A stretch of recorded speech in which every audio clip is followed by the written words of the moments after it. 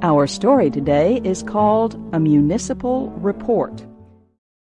It was raining as I got off the train in Nashville, Tennessee.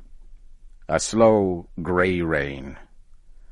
I was tired, so I went straight to my hotel. A big, heavy man was walking up and down in the hotel lobby. Something about the way he moved made me think of a hungry dog looking for a bone. He had a big, fat, red face and a sleepy expression in his eyes. He introduced himself as Wentworth Caswell, Major Wentworth Caswell, from a fine Southern family. Caswell pulled me into the hotel's barroom and yelled for a waiter. We ordered drinks. While we drank, he talked continually about himself, his family, his wife, and her family. He said his wife was rich. He showed me a handful of silver coins that he pulled from his coat pocket. By this time, I had decided that I wanted no more of him. I said good night. I went up to my room and looked out the window. It was 10 o'clock, but the town was silent. A nice, quiet place, I said to myself as I got ready for bed. Just an ordinary, sleepy Southern town. I was born in the South myself, but I live in New York now. I write for a large magazine. My boss had asked me to go to Nashville. The magazine had received some stories and poems from a writer in Nashville named Azalea Adair. The editor liked her work very much. The publisher asked me to get her to sign an agreement to write only for his magazine. I left the hotel at 9 o'clock the next morning to find Miss Adair. It was still raining. As soon as I stepped outside, I met Uncle Caesar. He was a big old black man with fuzzy gray hair.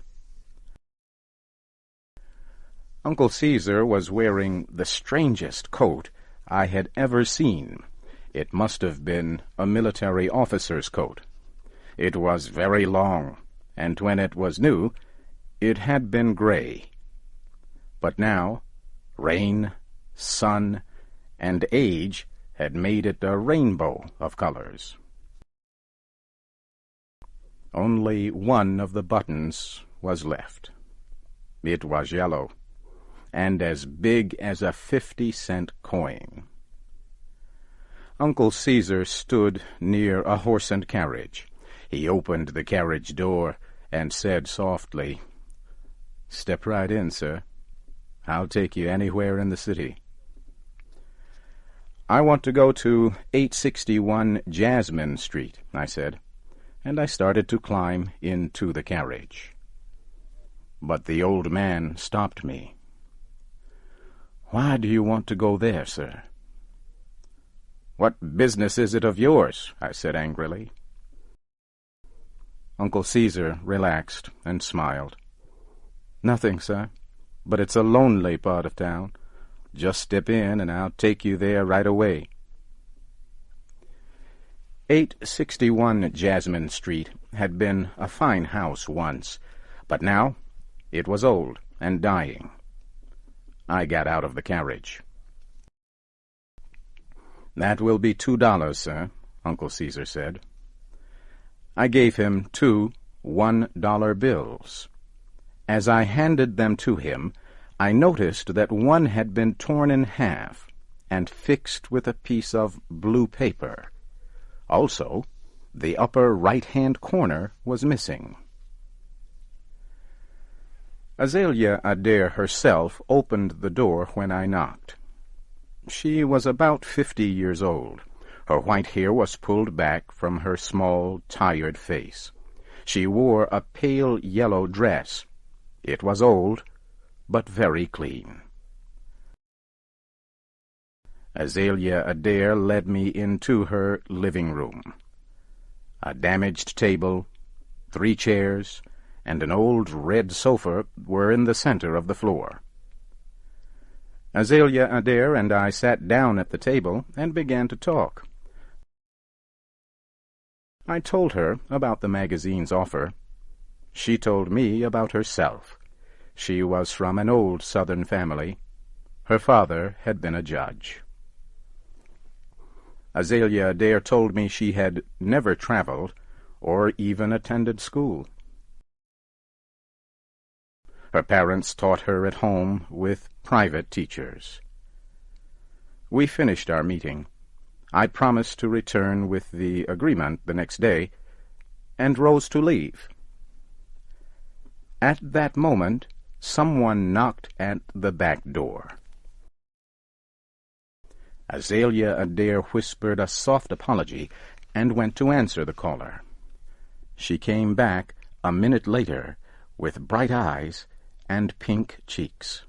She looked 10 years younger. "You must have a cup of tea before you go," she said. She shook a little bell on the table, and a small black girl about 12 years old ran into the room. Azalea Adair opened a tiny old purse and took out a $1 bill. It had been fixed with a piece of blue paper, and the upper right-hand corner was missing. It was the $1 I had given to Uncle Caesar. "Go to Mr. Baker's store, Impy," she said, "and get me 25 cents worth of tea and 10 cents worth of sugar cakes, and please hurry." The child ran out of the room. We heard the back door close. Then the girl screamed, her cry mixed with a man's angry voice. Azalea Adair stood up. Her face showed no emotion as she left the room.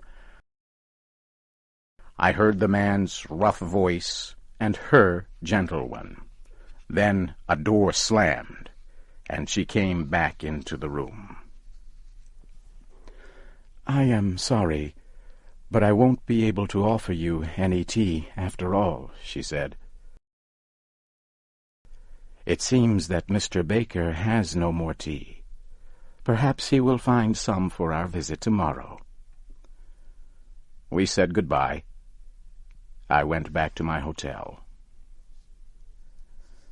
Just before dinner, Major Wentworth Caswell found me.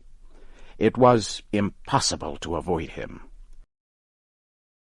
He insisted on buying me a drink and pulled 2 $1 bills from his pocket. Again, I saw a torn dollar fixed with blue paper, with a corner missing. It was the one I gave Uncle Caesar. How strange, I thought. I wondered how Caswell got it. Uncle Caesar was waiting outside the hotel the next afternoon. He took me to Miss Adair's house and agreed to wait there until we had finished our business. Azalea Adair did not look well. I explained the agreement to her. She signed it. Then, as she started to rise from the table, Azalea Adair fainted and fell to the floor. I picked her up and carried her to the old red sofa. I ran to the door and yelled to Uncle Caesar for help. He ran down the street. 5 minutes later, he was back with a doctor. The doctor examined Miss Adair and turned to the old black driver. "Uncle Caesar," he said, "run to my house and ask my wife for some milk and some eggs. Hurry!" Then the doctor turned to me. "She does not get enough to eat," he said. "She has many friends who want to help her, but she is proud. Mrs. Caswell will accept help only from that old black man. He was once her family's slave. "Mrs. Caswell?" I said in surprise. "I thought she was Azalea Adair." "She was," the doctor answered, "until she married Wentworth Caswell 20 years ago. But he's a hopeless drunk. He takes even the small amount of money that Uncle Caesar gives her." After the doctor left, I heard Caesar's voice in the other room. "Did he take all the money I gave you yesterday, Miss Azalea?" "Yes, Caesar," I heard her answer softly. "He took both dollars." I went into the room and gave Azalea Adair $50. I told her it was from the magazine. Then Uncle Caesar drove me back to the hotel. A few hours later, I went out for a walk before dinner.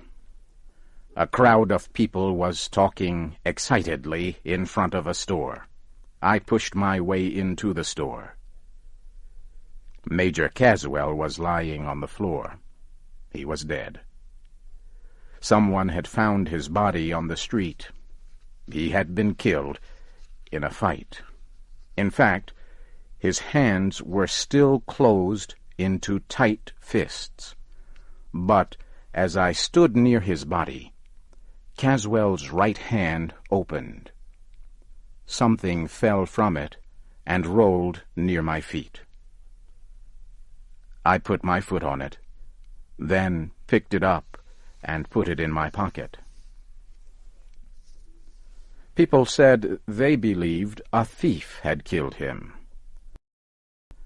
They said Caswell had been showing everyone that he had $50, but when he was found, he had no money on him.